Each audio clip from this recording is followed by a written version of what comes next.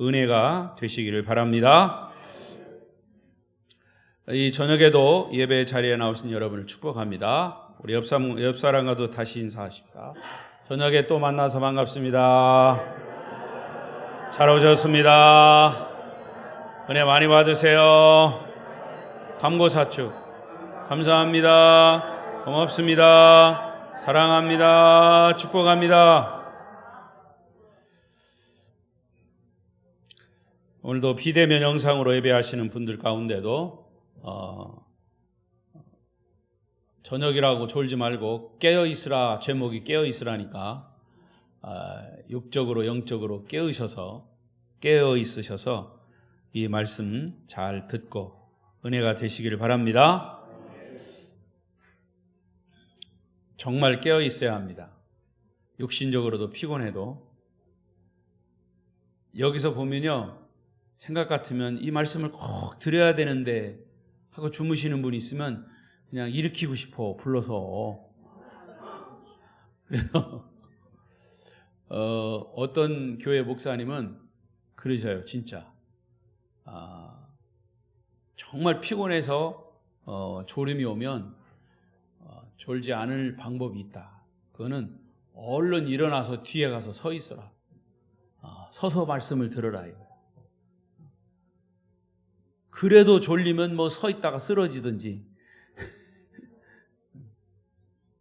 말씀 따라 하십시다. 깨어있으라. 깨어있으라. 깨어있으라. 자, 우리는 마태복음 24장을 흔히 종말장이라 그렇게 얘기합니다. 종말장. 마지막 때에 일어날 현상들을 예수님께서 제자들에게 말씀하신, 축약해서, 아주 압축해서 말씀하신 것이 마태복음 24장. 아마 여러분 숱하게 많이 들으셨을 겁니다. 다시 한번 오늘 본문 42절부터 44절까지 큰 소리로 읽겠습니다. 시작. 그러므로 깨어있으라. 어느 날에 너희 주가 임할는지 너희가 알지 못함이니라. 너희도 아는 바니 만일 집 주인이 도둑이 어느 시각에 올 줄을 알았더라면 깨어있어 그 집을 뚫지 못하게 하였으리라. 이러므로 너희도 준비하고 있으라. 생각하지 않은 때 인자가 오리라. 예수님이 재림하시는 때를 미리 준비하는 삶을 살라는 겁니다. 준비하라 그 말입니다. 여러분은 주님의 재림을 어떻게 준비하고 계십니까? 목사님, 그거 숱하게 들어왔어요. 여태까지 안 오셨으면 안 올 거예요. 이렇게 생각하는 사람도 있고, 분명히 오신다고 약속하셨으니까 준비해야죠. 어떻게 준비해야 합니까? 우선 오신다라고 깨어 있으라고 하는 이 말씀을 확실히 믿고 준비해야 됩니다. 그래서 대체적으로 준비하는 사람은 두 가지 형태예요. 한 사람은 정말 깨어 기도하며 말씀을 따라 순종하고 삶이 힘들고 어려워도 거룩하고 경건하게 살려고 애를 쓰는 사람들. 반면에 어떤 사람은 교회에 나오기는 하지만 그건 주일날 잠시뿐 세상에 취하고 친구에 취하고 취미에 취하고 술에 취해서 삽니다. 주님에 대한 관심은 별로 없어요. 말씀을 듣고도 금방 잊어버려요. 경건한 삶에는 별로 관심이 없다고 말입니다. 인생의 본질 문제에도 관심이 없습니다. 어떤 때는 교회에 나옵니다. 말씀을 듣고 눈물도 흐리고 은혜도 받아요. 그러나 그 다음은 또 내 마음대로 살아요. 변화된 삶이 없고 여전히 세상에 취해서 삽니다. 두 부류의 삶이에요. 말씀을 믿고 준비하는 사람, 믿지 않고 그냥 내 멋대로 사는 사람. 여러분, 그런데 이 두 사람의 삶의 결과는 오늘 성경은 뭐라고 그랬어요? 한 사람은 데려감을 당하고 한 사람은 버려둠을 당한다 그랬어요. 마지막 때 주님이 아주 가까이 온 때에 우리의 관심은 정말 말씀을 듣고 그리스도인이라고 자인하고 나는 구원받은 하나님의 백성이라고 그렇게 고백하는 사람들, 우리의 관심은 그야말로 하나님의 말씀에, 성령 충만에, 그리스도의 능력 있는 복음에, 그리고 증인으로 경건하게 깨어 준비하는 삶을 살아야 할 줄로 믿습니다. 그래서 주님은 오늘 본문에서 우리를 일깨워주기 위해서 예수님의 재림에 대한 말씀을 쉽게 전하기 위해서 좀 더 자세하게 종말의 때를 준비하라고 3가지 비유를 말씀하셨어요. 비유는 주님이 말씀하실 때 비유를 드는 것은 그때 그 당시에 또 많은 사람들이, 성경을 읽는 사람들에게 조금 쉽게 이해시키기 위해서 비유를 들으신 거예요. 첫 번째 비유는 무화과 나무의 비유입니다. 32절 33절 시작. 무화과 나무의 비유를 배우라. 그 가지가 연하여지고 잎사귀를 내면 여름이 가까운 줄을 아나니 이와 같이 너희도 이 모든 일을 보거든 인자가 가까이 곧 문 앞에 이른 줄 알라. 여러분, 무화과 나무는 이스라엘에 많이 재배하는 그런 나무예요. 우리도 있죠, 무화과. 여러분, 왜 무화과가 무화과인 줄 아세요? 이름 그대로 무화, 꽃이 없다는 거예요. 그런데 이 열매를 딱 잘라보면 꽃이 그 안에 들어있어요. 무화과 나무. 희한하죠?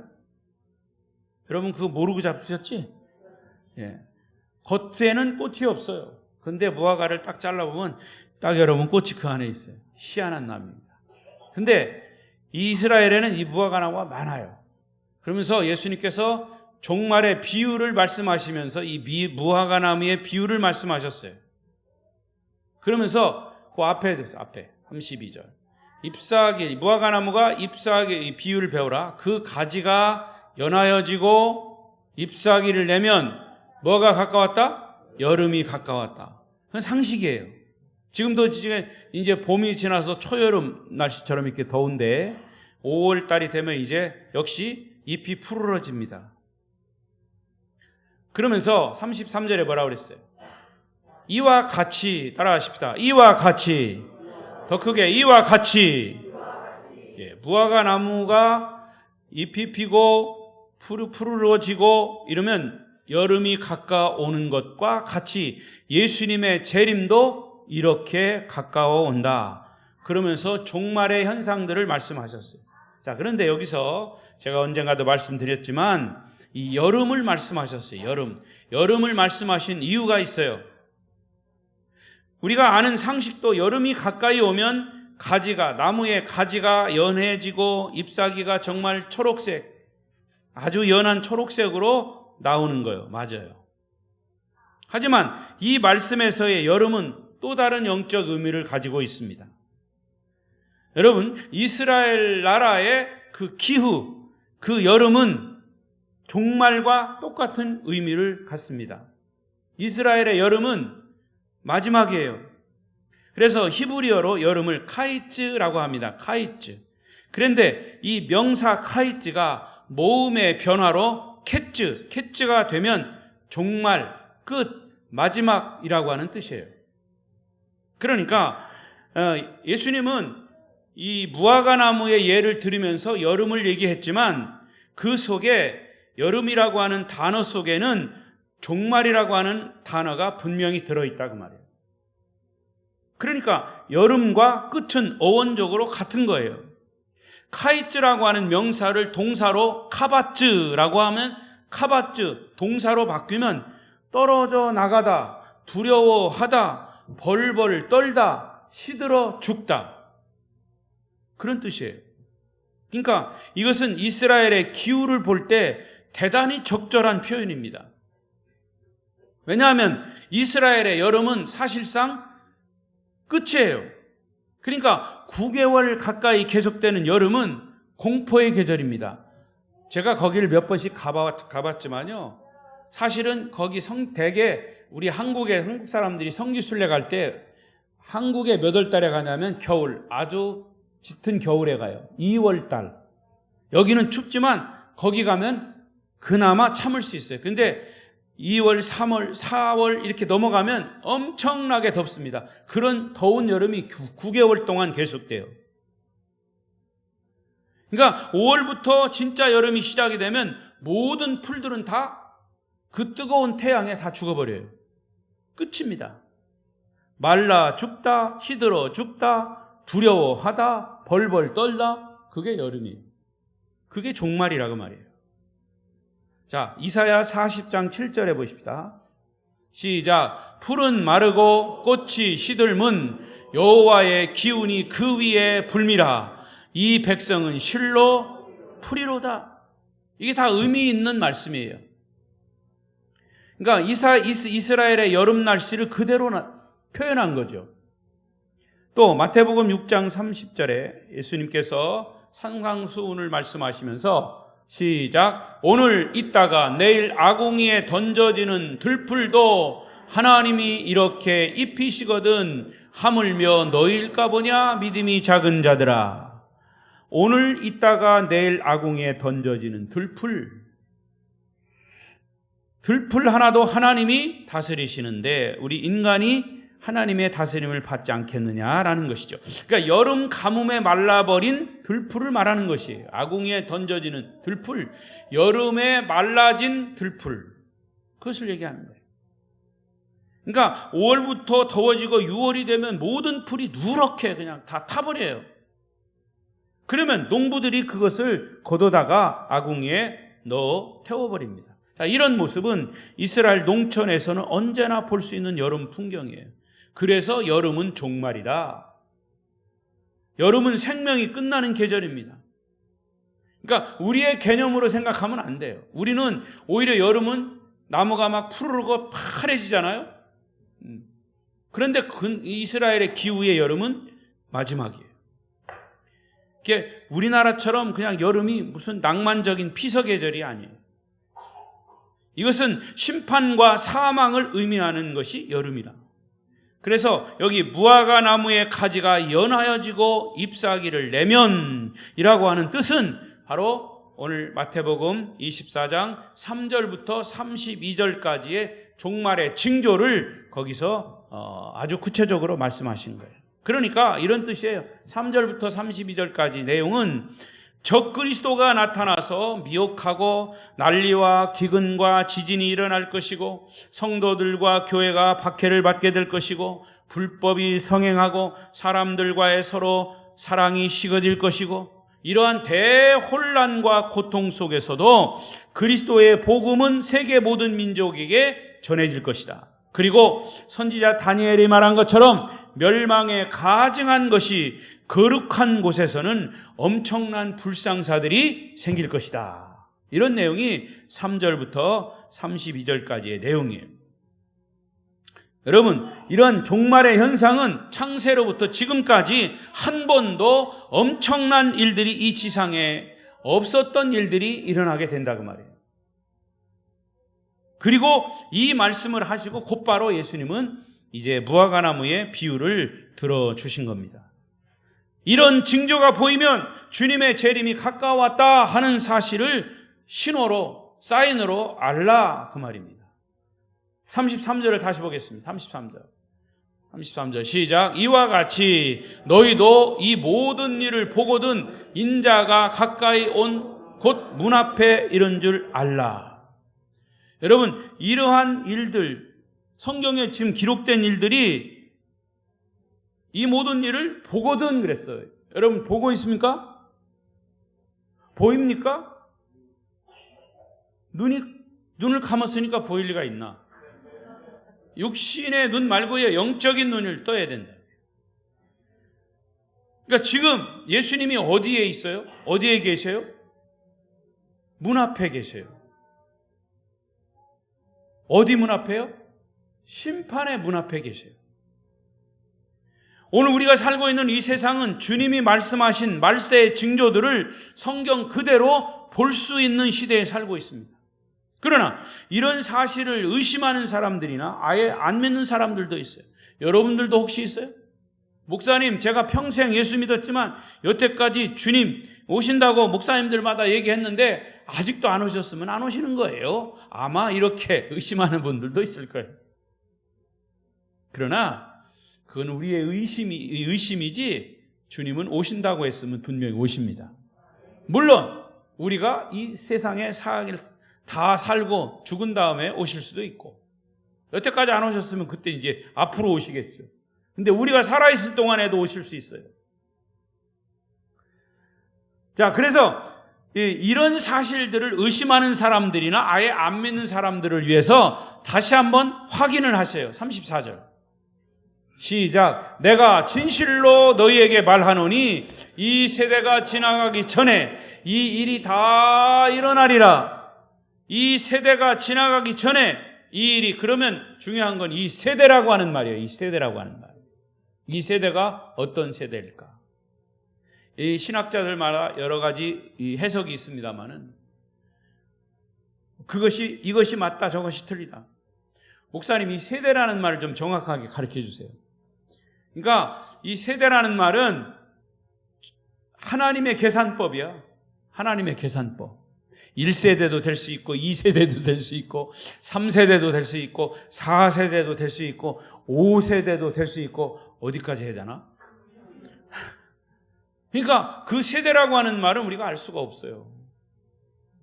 그러나 이 세대가 지나가기 전에, 그런데 좀 우리가 확실히 이해할 수 있는 것은 종말이 오기 전의 세대예요. 그렇게 이해를 하시면 쉬울 거예요. 이 세대가 지나가기 전에 이 일이 다 일어날 거다. 그러니까 재림이 일어나기 전, 그런 예수님이 말씀한 3절부터 32절까지의 이 모든 그런 증상들이, 현상들이 일어날 것이다. 그런 현상들이 지금도 일어나고 있어요. 기후의 변화, 갑작스럽게 아프리카에서 눈이 온다든가, 뭐 이런 기후의 변화들, 지진이 생긴다든가, 뭐 전쟁과 기근은 뭐 계속이고. 그리고 35절 또 시작. 천지는 없어질지언정 내 말은 없어지지 아니하리라. 할렐루야. 여러분, 천지는 다 변하고 없어질지라도 누구의 말? 주님의 말씀은 없어지지 않는다. 이 말은 다른 무슨 말입니까? 꼭 지켜진다 그 말이에요. 주님이 약속하신 말씀은 꼭 지켜진다. 따라하십시오. 꼭 지켜진다. 꼭 지켜진다. 사람과의 약속은 안 지켜질지 몰라도 주님이 약속하신 것은 지켜집니다. 그래서 성경을 뭐라고 그랬어요? 약속의 책입니다. 구약, 신약, 뉴 테스타멘트, 약속의 책이에요. 하나님의 약속은 분명히 지켜집니다. 그러니까 예수님이 말씀하신 마지막 때 현상은 과거에 일어났고 지금도 일어나고 있고 앞으로도 일어날 것이다. 할렐루야. 마태복음 5장 18절 시작. 진실로 너희에게 이르노니 천지가 없어지기 전에 율법의 1.1획도 결코 없어지지 아니하고 다 이루리라. 할렐루야. 율법의 1.1획. 여러분, 여기도 또 의미가 있어요. 율법은 히브리어로 되어 있어요. 구약 성경은 히브리어로 되어 있어요. 근데 우리도 자음, 모음이 있듯이 이 히브리어는 1점, 점을 하나 딱 찍고 1획, 획을 긋고. 여러분, 히브리어는 이 상형 문자예요. 그림처럼 생겼어요. 그래서 그림처럼 생겼기 때문에 그 그림처럼 생긴 것 중에 점 하나 찍는 거, 또 획을 하나 긋는 거, 이것 때문에 확 달라져요. 여러분, 우리나라로 그렇잖아요. 모음 해서 점은 아니구나. 아에서 요거를 하나 빼면은 이가 되잖아요. 그러니까 여러분, 그러니까 이 율법의 1.1획도 없어지지 않는다는 거예요. 하나님의 약속은 우리가 함부로 지울 수가 없고 만들 수가 없다는 거예요. 여러분, 성경이 하시는 말씀을 다 믿으십니까? 믿으십니까? 믿는 대로 되는 거예요. 믿는 사람은 하나님의 영광을 볼 것이라 그랬어요. 환경과 타협하지 말고 자기 의나 자기 이성이나 자기의 경험이나 자기의 지식을 믿지 말고 하나님의 말씀을 있는 그대로 믿으시기를 바랍니다. 그러면 그 영광, 하나님의 영광, 하나님의 기적이 바로 믿는 여러분에게 나타날 것임을 확신합니다. 자, 이 말씀을 하시고 주님은 이 땅에 재림하시는 그 날과 그 시에 대해서 말씀하셨어요. 36절. 본문 36절.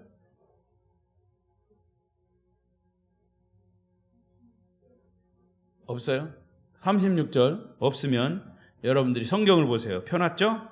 36절 시작. 그러나 그날과, 여기 나왔네. 시작. 그러나 그날과 그때는 아무도 모르나니. 그날과 그때가 어디예요? 예수님이 재림하시는 날.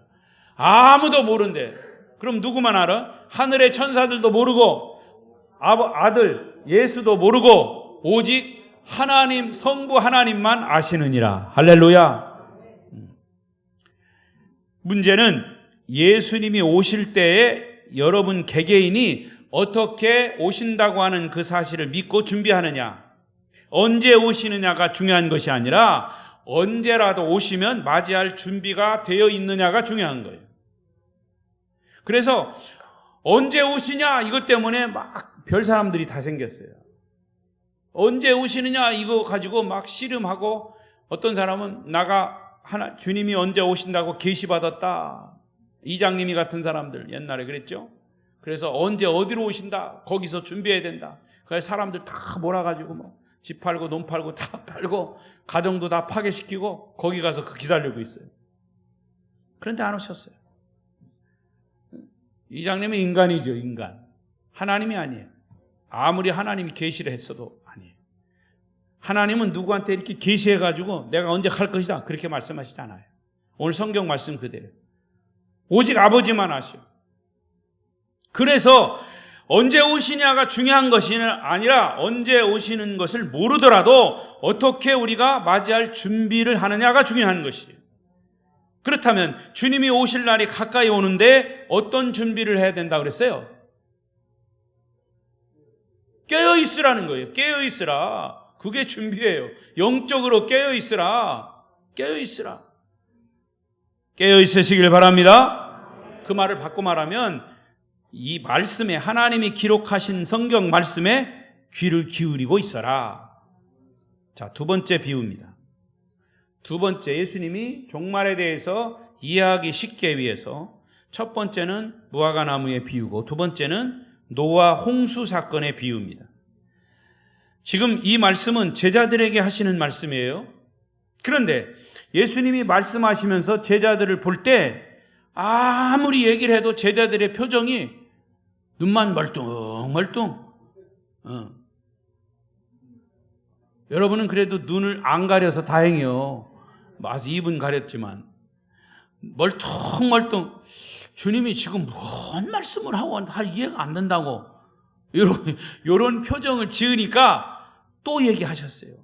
못 믿겠다는 표정을 하시니까 재차 구약의 노아 홍수 이야기를 하신 겁니다. 37절 시작. 노아의 때와 같이 인자의 임함도 그러하리라. 예수님의 재림 사건은 노아 홍수의 사건과 같다는 얘기예요. 여러분 홍수 사건 아시죠? 구약 시대에 이미 이 사건을 다 보여주셨어요. 38절 9절 시작. 홍수 전에 노아가 방주에 들어가던 날까지 사람들이 먹고 마시고 장가들고 시집가고 있으면서 홍수가 나서 그들을 다 멸하기까지 깨닫지 못하였더니 인자의 임함도 이와 같으리라. 노아의 홍수 사건이 왜 중요합니까?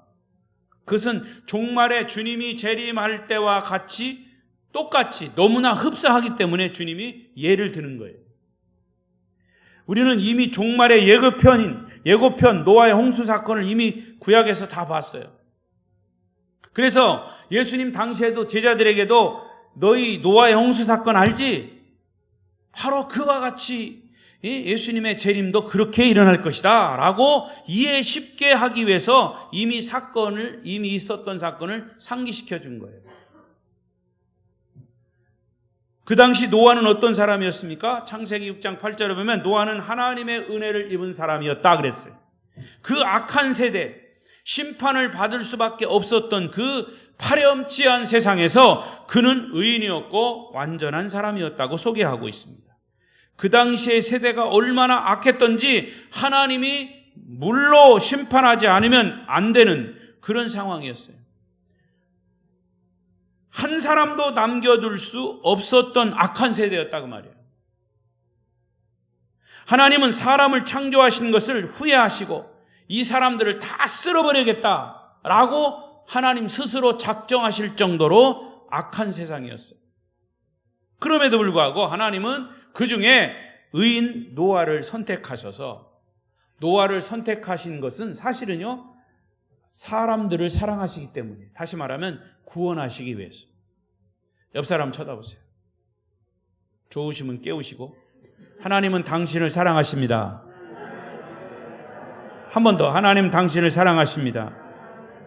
믿습니까?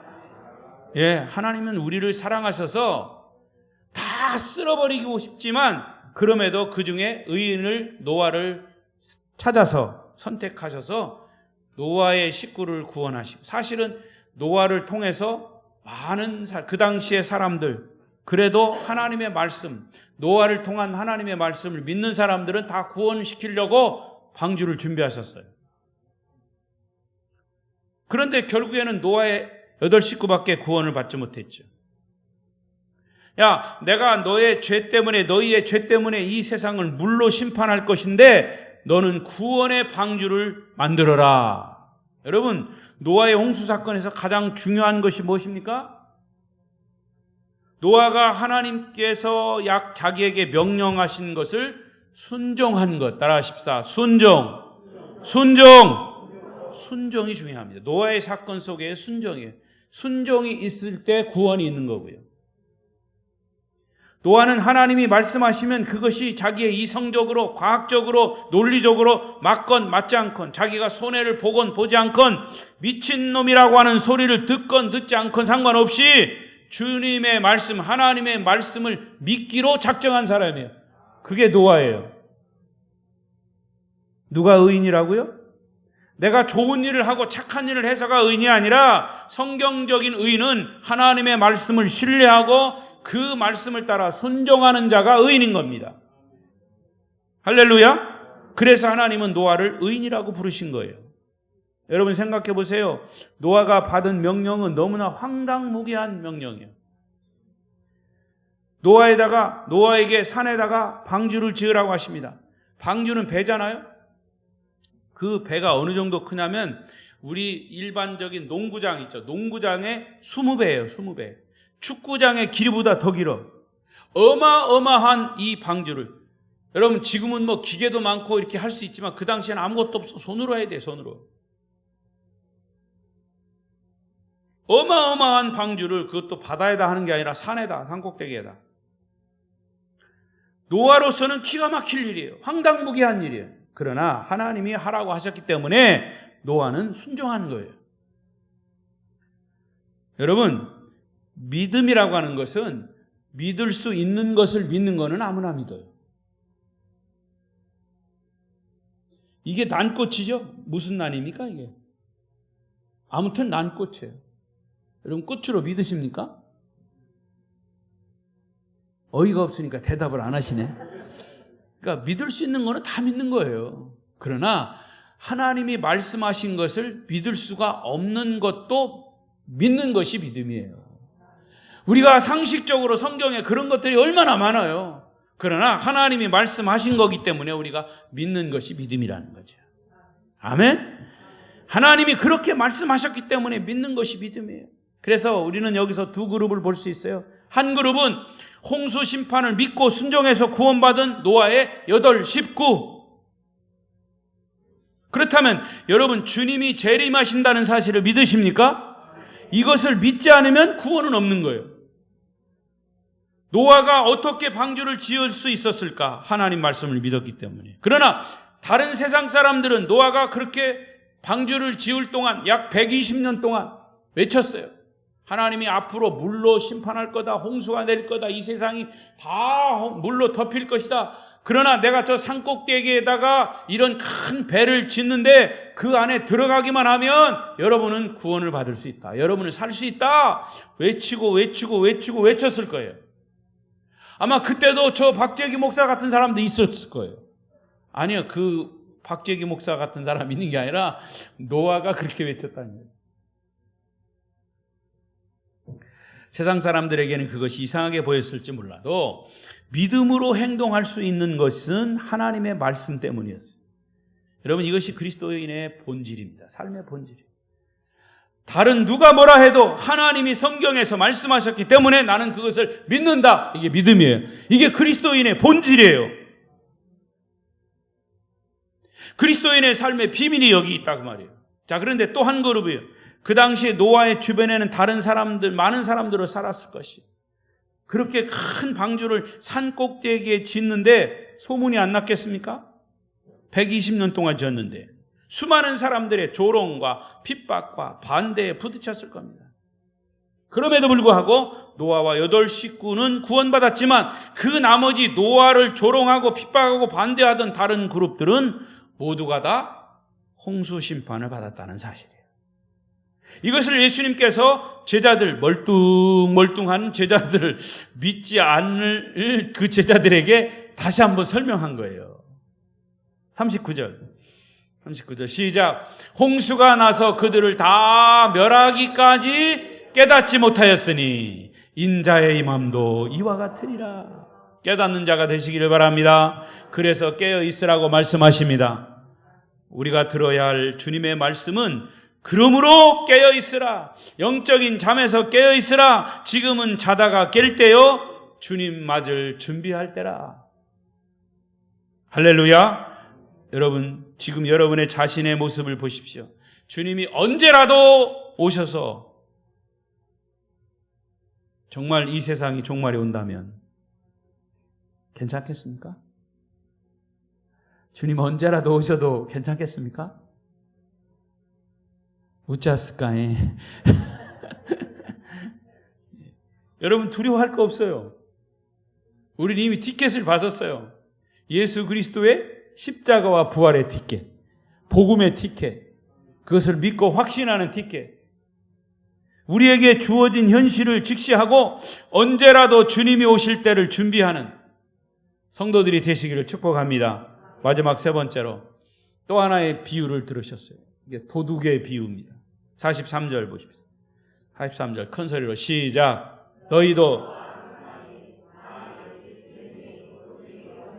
올 줄을 알았더라면 깨어 있어 그 집을 뚫지 못하게 하였으리라. 자, 이렇게 앞에 무화과나무의 비유와 노아 홍수의 비유를 들으셔서 말씀하셨어요. 제자들에게. 그런데 이 비유의 설명에도 불구하고 제자들이 못 알아들었는지, 아니면 예수님이 그럼에도 불구하고 한 가지 더 얘기를 해야 되겠다, 좀 더 이해시키기 위해서 해야 되겠다 해서 한 가지 더 비유를 들으신 거예요. 도둑의 비유. 여러분, 도둑놈이 내가 언제 간다고 연락하고 오는 도둑놈 봤습니까? 미리 간다고 예고하는 놈은 놈이 아니고 분이에요. 어떤 분? 손님입니다. 도둑놈이 아니고 님입니다. 손님. 손님은 미리 예고하고 와요. 그러나 도둑놈은 미리 예고하잖아요. 44절 보세요. 시작. 이러므로 너희도 준비하고 있으라. 생각하지 않은 때에 인자가 오리라. 여러분, 주님은 영적으로 잠자고 있을 때, 우리가 안심하고 있을 때 오신다는 얘기예요. 그러면 깨어 있다가 예비한 성도는 어떤 사람입니까? 45절 6절 시작. 충성되고 지혜 있는 종이 되어 주인에게 그 집 사람들을 맡아 때를 따라 양식을 나눠줄 자가 누구냐? 주인이 올 때에 그 종이 이렇게 하는 것을 보면 그 종이 복이 있으리로다. 아멘.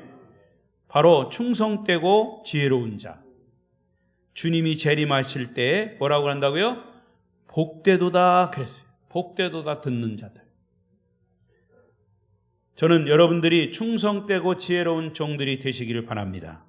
주님이 오셨을 때 우리가 세상과 죄악과 타탄과 나 자신과 정말 피투성이가 되도록 싸우면서 믿음을 지키려고 애쓰는 모습을 보시고, 주님께서 우리의 싸울 때 흘린 피, 싸울 때 흘린 땀, 싸울 때 나타난 상처, 이런 것들을 닦아주시면서 나의 사랑하는 자야 복되도다, 정말 수고했노라, 이제 주님의 즐거움에, 주님의 잔치에 참여할지어다. 아멘.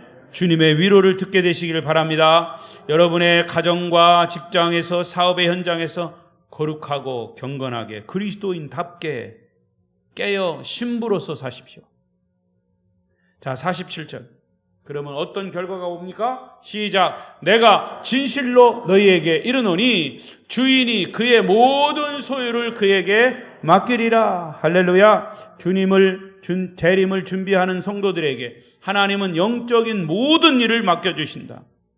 자, 그런데 우리가 정말 긴장하고 드려야 할 말씀, 다시 한번.